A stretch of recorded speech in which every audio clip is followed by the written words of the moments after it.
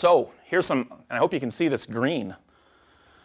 So here we repeated this study with our 3D technology, and what we're able to do, so instead of measuring what's going on at the knee, I want you to imagine this is the knee cut off, and you're looking down at it, okay? And we're mapping the center of the knee joint itself in space.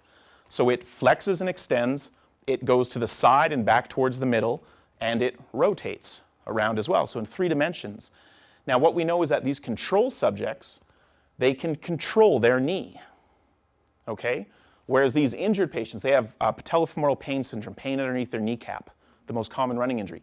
They have no side-to-side control of their knee in comparison because they are about 40% weaker in those outside hip muscles.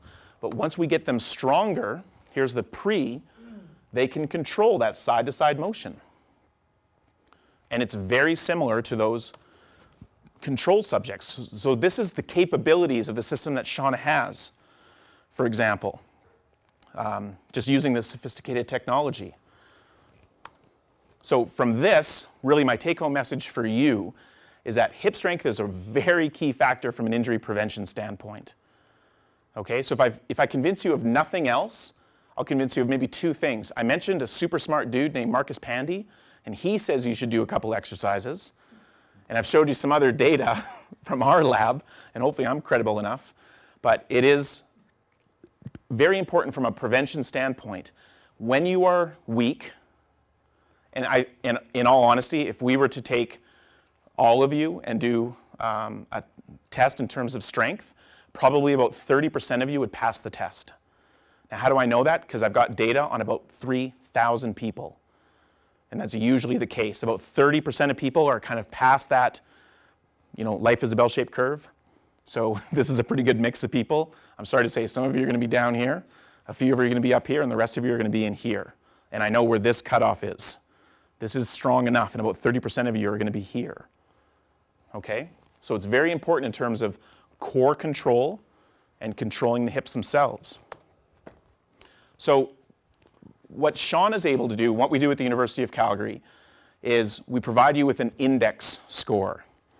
So we've collected enough data, and again, life is a bell-shaped curve, that we provide this as a percentile ranking.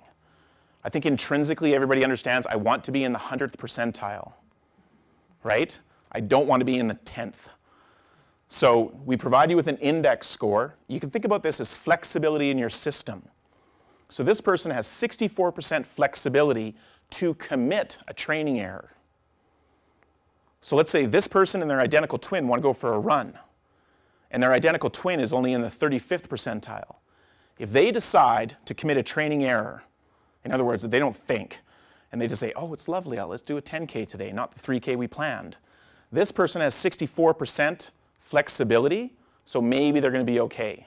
But their identical twin only has 30% flexibility. They're far more likely to get injured. And where are they going to get injured? Or how are they going to get injured?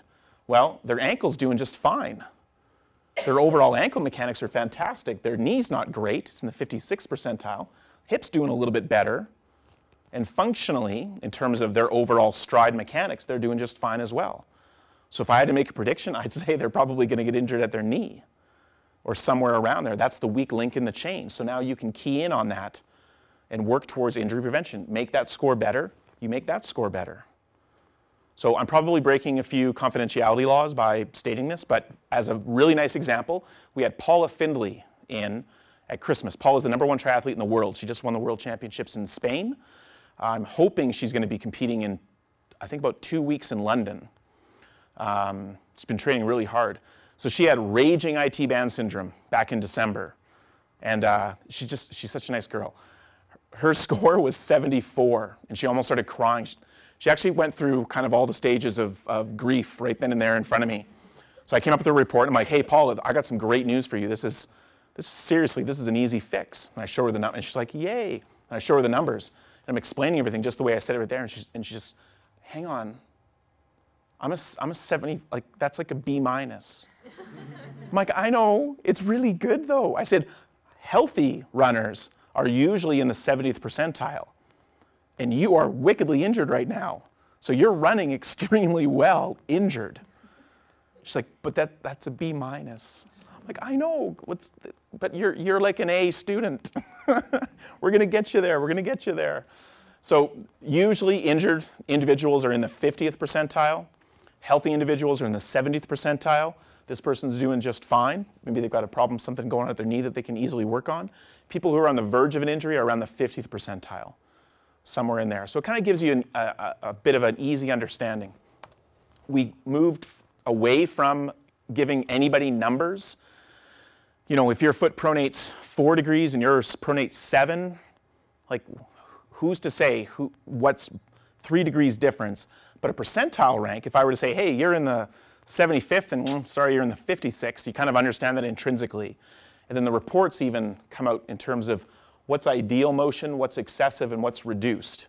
So it's a report that any therapist, any patient, more importantly, I built this for you in terms of injury prevention and understanding the assessment of an injury. So red is right and blue is left. So for this person, their knee collapses in too far. This is that person you saw running. Okay, their knee collapses in a really long ways. But it doesn't collapse too quickly. Okay, it doesn't rotate too far. That's within normal limits. But it's quite flexed, and that's just one of the adaptations that she has to her overall mechanics. So then Shauna's undergone a lot of training with us, and we actually just had a nice conversation the other day on the phone. She sent me a report. She's like, can you help me figure this out? Because I've been doing this a long time. So we talked back and forth, and she came to our clinic for 3 days. 3 days of training on this as well. We provided her with tons of materials. So the report itself, we try to make it fairly easy to understand. Now, what we also have, so as Shauna mentioned, there's actually 10 clinics now. Here's what's super cool. Can I just get like super dorky just for a little bit here? What's really cool is that everybody's data from Nelson, from Victoria, from Saskatoon, Wasaga Beach in Ontario just opened up. They just finished training. All of their data comes to a central database on campus at the university. Her name is Phoebe, F-E-B-E, fetch by email. So Shauna's data comes to our database, as does everybody else's data. And we have thousands of runners within the database. And then what we have are research partnerships. So I actually hold an adjunct position at Auckland University of Technology in New Zealand, the University of São Paulo, Brazil. Hopefully you can see that. University of Illinois at Chicago, the University of Alberta, and then we just formed a partnership with Oxford University as well. So these 5 universities, so Shauna's data flows to the database, and these 5 universities, they also send their data from their respective labs, and they can pull data as well. So our research potential is enormous. So I'm pretty happy that Oxford, for example, but what's really interesting, this is a mechanical engineer, and this is a mechanical engineer. I'm a sports medicine therapist, for the most part, PhD in biomechanics. This is also a PhD in biomechanics. And then this is a sports med physician, and this is a motor control specialist. So everybody has different interests in terms of what do they want to do with the data.